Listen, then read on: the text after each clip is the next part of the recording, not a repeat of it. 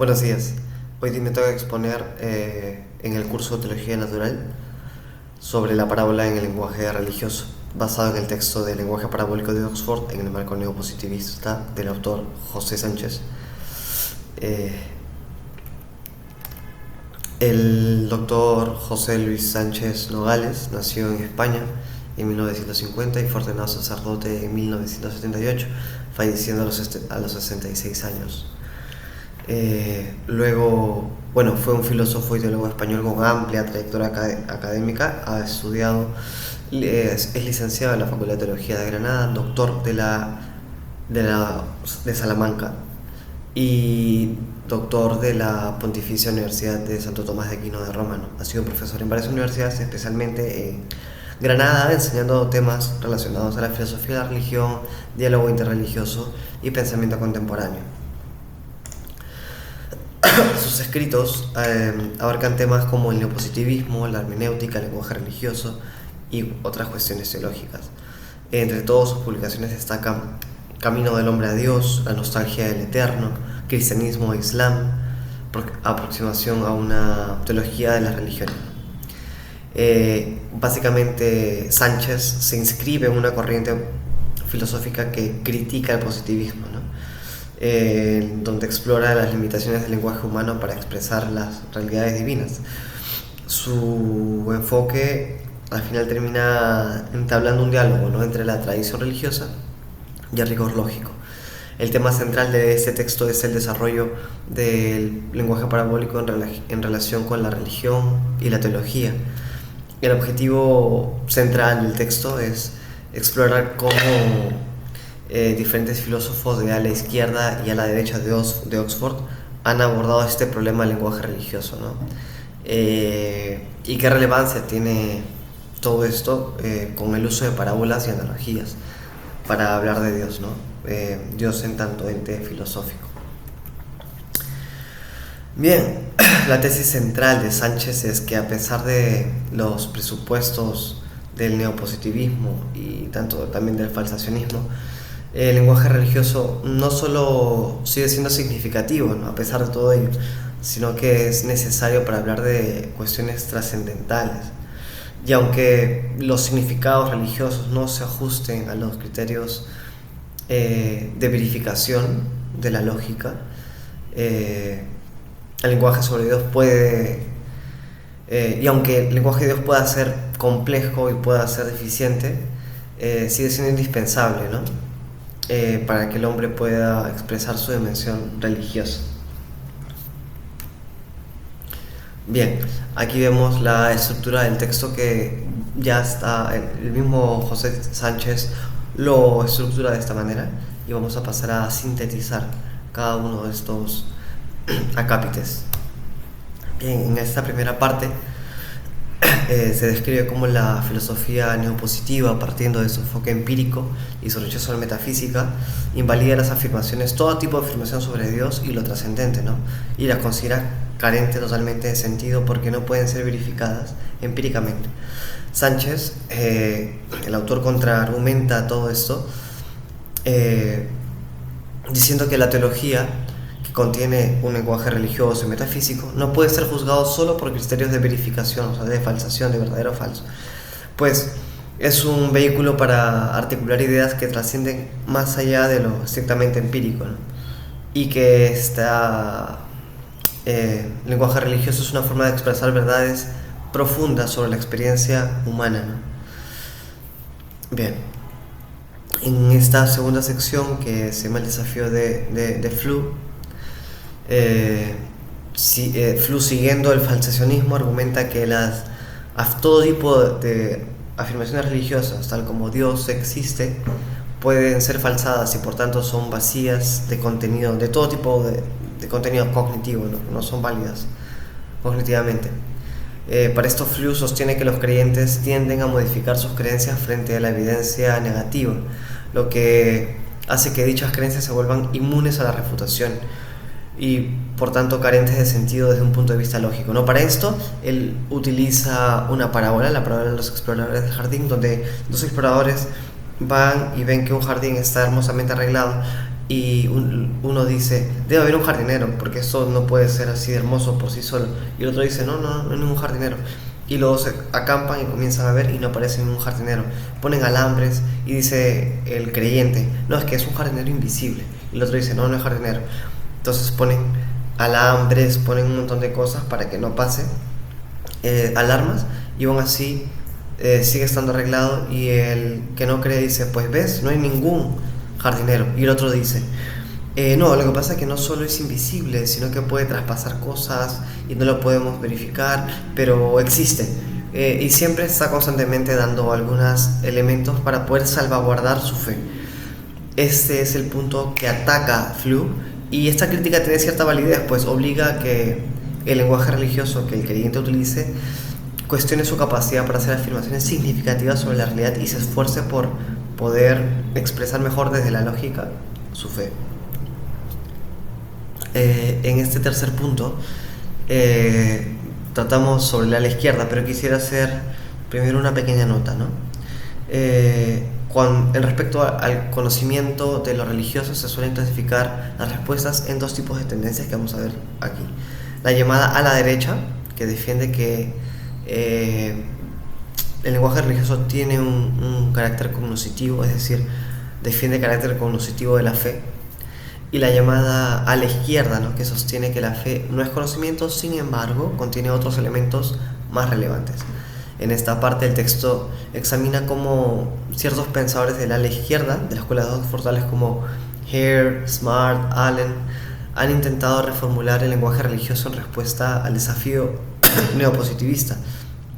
En lugar de defender las afirmaciones religiosas desde una perspectiva verificacionista o falsacionista, proponen hacer un cambio de terreno de juego. ¿Qué significa esto? Esto significa que el lenguaje religioso no debe ser juzgado bajo los mismos parámetros que el lenguaje empírico o científico, sino que posee el lenguaje religioso una lógica y función propias, distintas. El lenguaje religioso, dicen, tiene una dimensión existencial y simbólica que trasciende el ámbito de la comprobación empírica. Esta posición de ellos pretende defender el valor del lenguaje religioso ante esas críticas, ¿no?, del neopositivismo, ¿no? Hare introduce mediante la parábola del psicópata en el campus la idea de plics. ¿Qué es un plic? Es aquello que se refiere a la visión del mundo que tiene una persona, pero que esa visión no es falsable, sin embargo tiene un impacto profundo en la vida de las personas. Podemos ver, por ejemplo, cómo esta persona tiene una interpretación, tal vez, o una experiencia religiosa al ver el universo, mientras otra persona no, y tienen dos blics distintos, dos formas de ver el mundo de manera distinta. En la ala derecha de Oxford vemos, a comparación de la ala izquierda, se acepta el marco falsacionista, ¿no?, como punto de partida para discutir el lenguaje religioso. Si dicen, bueno, vamos a entrar en ese terreno de juego de la verificación empírica. Autores como Basil Mitchell, Hick, Ramsey intentan reconciliar la falsabilidad con las creencias religiosas, ¿no? Argumentan que las afirmaciones religiosas podrían estar abiertas a cierta refutación y aún así conservar su significado, por más que hayan sido falsadas. ¿Por qué? Porque Mitchell sugiere que las creencias religiosas pueden ser interpretadas como hipótesis, que aunque no sean fácilmente falsables, están sujetas a evaluación a lo largo del tiempo en función de las experiencias vividas por los propios creyentes. Este enfoque intenta mostrar que la fe no es inmune a la crítica racional, sino que puede ser evaluada en términos de coherencia y consistencia, sin perder su profundidad existencial. Esta a la derecha refleja un esfuerzo por encontrar un terreno común entre la fe religiosa y los criterios de falsabilidad del positivismo, lo que impone el positivismo. Y para todo esto, pues, utilizan las parábolas. Mitchell utiliza la palabra del partición del extranjero, Hicks la de los peregrinos y Ramsey el del hielo que se rompe. En esta última sección, que es la número 5, se aborda la parábola propuesta por Darío Antiseri, ¿no?, como una metáfora para poder explicar la relación entre el lenguaje religioso y su significado. Rápidamente, la parábola se trata de un niño que ha vivido siempre en la oscuridad e intenta comprender lo que es el sol a través de la analogía de una cerilla, ¿no? Su mamá le dice, aunque tú no hayas visto el sol, se parece a esto. Y el niño, confiando y diciendo, bueno, mi mamá no me miente, cree que el sol se parece a esta cerilla, este fósforo prendido. Esta parábola refleja la dificultad para captar las realidades trascendentes a partir de nuestras limitadas experiencias sensoriales. Es muy bueno esta parábola. El lenguaje religioso opera de manera similar, dice Antiseri. Bueno, dice Sánchez utilizando la parábola de Antiseri. Pues intenta el lenguaje religioso describir lo divino mediante comparaciones imperfectas, pero al fin y al cabo necesarias, ¿no? Las parábolas subrayan la tensión entre la limitación del lenguaje humano y la grandeza del misterio que se intenta descubrir, ¿no? Señala que por más que nuestro lenguaje sobre Dios sea limitado, sigue siendo útil y significativo para transmitir verdades profundas sobre la experiencia religiosa y la trascendencia.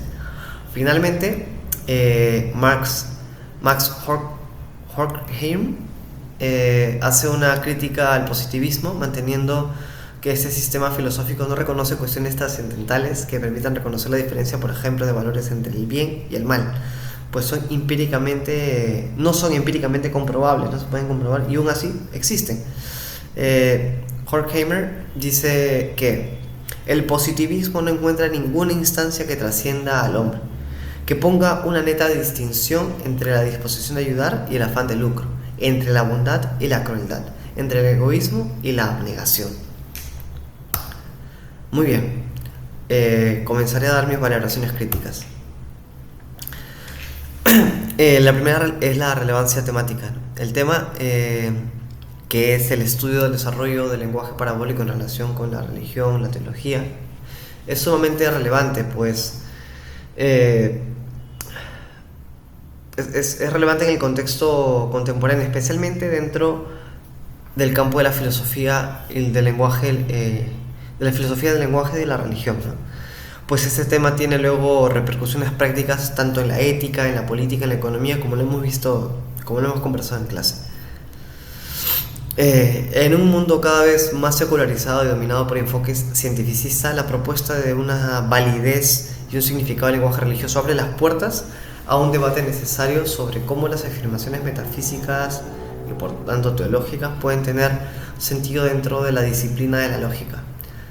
Con ese escrito, José Sánchez demuestra que aunque el lenguaje religioso no se ajuste a los estándares de falsabilidad o verificación, sigue siendo una herramienta importante para expresar las realidades trascendentes que escapan de las categorías empíricas de las ciencias fácticas, ¿no? Esta conclusión es de gran relevancia en un mundo donde la ignorancia sobre la dimensión religiosa del hombre impulsa a negar toda posibilidad divina, ¿no? Cerrándose así a cualquier diálogo religioso.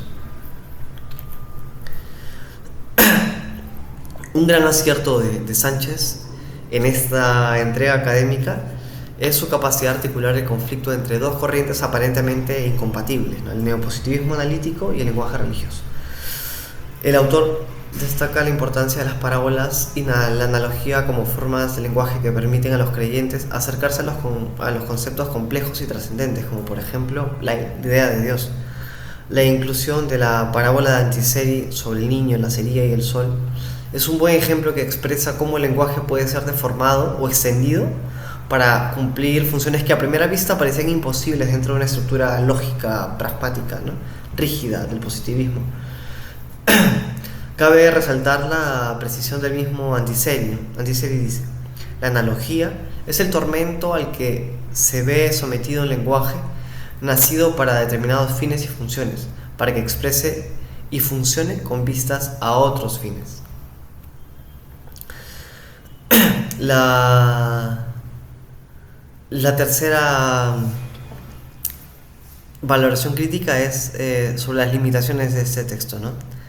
Una limitación podría ser la poca profundidad del análisis de los autores mencionados, ¿no? Si bien hace referencia a figuras claves como Fluo, Antiseri, Hare y entre otros, la discusión entre sus ideas parece un poquito superficial, ¿no? Y no profundiza en los matices de su postura. ¿Por qué digo esto? Porque a pesar de comunicar ideas trascendentales y esenciales, cabe comentar que tal vez un lector interesado en explorar más sobre las posturas de esa argumentación de estos filósofos no encuentre la suficiente información en los argumentos, ¿no? Otra limitación puede ser que el análisis se centra bastante en las reacciones de los filósofos de Oxford. Bien, ese es el tema, ¿no? Pero podría, tal vez, para abarcar un poco más o enriquecer mejor, podría haber abarcado otras tradiciones filosóficas, ¿no? Que también han abordado este lenguaje religioso, por ejemplo, la fenomenología. O sea, estudiar otras corrientes filosóficas podría haber ayudado a poder comprender mejor en la profundidad del análisis de cómo el lenguaje religioso expresa realidades trascendentales. Una cuarta evaluación crítica es el desacuerdo con el autor. Tal vez un desacuerdo puede ser que el lenguaje religioso no necesite adaptarse, ¿no? Justificarse dentro de los criterios del positivismo, ¿no? O del falsacionismo. Pues aunque el texto propone que las parábolas y las analogías permitan una cierta aproximación válida y trascendente, el hecho de intentar validar o verificar que el lenguaje religioso entre dentro de un marco positivista podría limitar su carácter trascendente, ¿no? Eso es una desventaja. Al fin y al cabo, el lenguaje religioso tiene una cierta lógica y una función propia, ¿no? Que no necesariamente deben ser cuadriculadas en términos, en criterios empíricos o científicos, ¿no? Tal vez esta búsqueda forzada de un terreno común puede ser resultado de algunas presiones que ha ido haciendo el neopositivismo y que aquellos creyentes hayan querido aceptando que la ciencia fáctica tal vez da mayor verdad que las ciencias humanas, hayan querido ceder a encontrar algún terreno en común, ¿no? Siendo que Dios, al ser un misterio, al final no puede ser completamente descrito, ¿no? Otro desacuerdo es que se podría argumentar que el lenguaje religioso no es la única forma de conectar con lo divino, ¿no? Existen otros medios de comunicación como la poesía, el arte, la danza, la música, que también pueden transmitir significados trascendentales, ¿no? Eso. Muy bien. Algunos defectos argumentativos del texto. Bueno, uno de ellos es que el texto no ofrece una respuesta suficientemente sólida a un tema, ¿no? Que es el desafío del falsacionismo. Pues se desarrolla ligeramente el por qué el lenguaje religioso no necesita ser falsable para tener sentido. Bueno, aunque Sánchez se apoya en la parábola de Antiseri para poder refutar lo que dice Flu, o sea, la cuestión planteada por Flu sobre la falsibilidad del lenguaje religioso, el autor podría haber profundizado un poquito más en las razones por las cuales el lenguaje religioso tiene un sentido a pesar de no ajustarse a los estándares de verificación, ¿no? Ofreciendo tal vez una contraargumentación más robusta frente a las críticas de Flu. Bien, el primer vacío que se encuentra en el texto es la falta de ejemplos de cómo el lenguaje religioso se adapta a una pluralidad de creencias en un mundo pluricultural, ¿no? Que pues el enfoque que se da es ciertamente bastante o mayoritariamente cristiano, ¿no? Sería bastante útil para el diálogo interreligioso incluir casos de otras religiones que utilicen también un lenguaje parabólico, ¿no? Para poder describir a Dios. Un segundo vacío es la falta de implicación práctica de los términos abstractos del lenguaje religioso. Se utilizan bastantes términos, pero que al final no terminan siendo fáciles de entender en la vida práctica, ¿no? Sería enriquecedor que se presentaran consecuencias prácticas para los religiosos de creyente, cómo afectaría la visión de estas parábolas, analogías en la fe, o qué implicaciones tiene las parábolas para el diálogo contemporáneo entre la ciencia y la religión, ¿no? Eso. Por último, vamos a ver las conclusiones. Se concluye, base a la primera parte, ahí lo ponemos. Se concluye, según lo presupuesto por el autor, por Sánchez, que el neopositivismo, al rechazar el lenguaje metafísico como carente de sentido, ignora la capacidad simbólica del lenguaje religioso para comunicar realidades profundas de la existencia, de lo sagrado, de lo trascendente, mediante formas no literarias como la parábola o las analogías. Por tanto, el enfoque neopositivista es excesivamente empírico, ¿no? Y reduccionista, y no hace justicia a la complejidad de la riqueza del lenguaje religioso, que tiene un valor significativo más allá de la literalidad. La segunda conclusión es que, si bien la crítica de Fliu al hecho de que ante cualquier evidencia contraria los creyentes tienen que interpretar y modificar sus creencias para evitar su falsación, se concluye que su tesis que plantea Fliu no carece de argumentación, una argumentación sólida, ¿no? Pues se basa en el presupuesto de que solo el conocimiento empírico puede lograr conclusiones verdaderas, y esta postura es totalmente contraria a la naturaleza de la filosofía misma, ¿no? Que busca conocer la sabiduría, y la sabiduría es una realidad no empírica que todo filósofo busca. Tercera conclusión: el lenguaje religioso debe ser comprendido dentro de su propio contexto funcional, es decir, las afirmaciones religiosas no deben ser evaluadas en términos de verificabilidad o falsabilidad, ¿no? Sino en función de una utilidad práctica y su capacidad para proporcionar un sentido a aquellos que creen en un Dios, en la divinidad, ¿no? Por tanto, se concluye, siguiendo la línea del ala izquierda, que la analogía es una herramienta esencial, ¿no? Para la comprensión de lo divino, pues permite a los creyentes que los creyentes crean en una divinidad y puedan sobre todo describir su experiencia con conceptos trascendentales.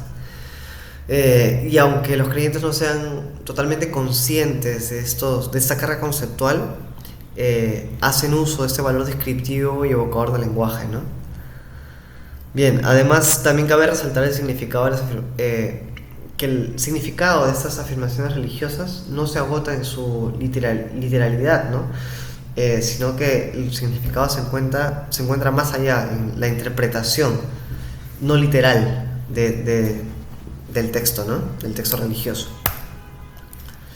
Bien, la cuarta conclusión es que, pues, el ala derecha, a comparación del ala izquierda, acepta las premisas que propone de Fliu, ¿no? Del falsacionismo, y aplica sus criterios al análisis del lenguaje religioso.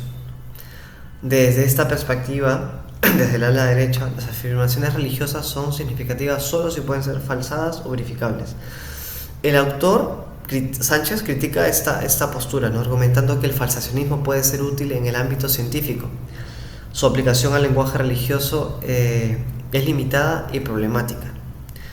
Por tanto, se concluye que al someter las creencias religiosas a los criterios empíricos de verificación y falsación, se corre el riesgo de reducir la religión a un conjunto de proposiciones susceptibles de prueba, lo cual es contrario a la esencia de la religión misma, ¿no? Que exige un salto de fe en aquello que no se puede probar, ya que está orientado a realidades que trascienden totalmente lo empírico.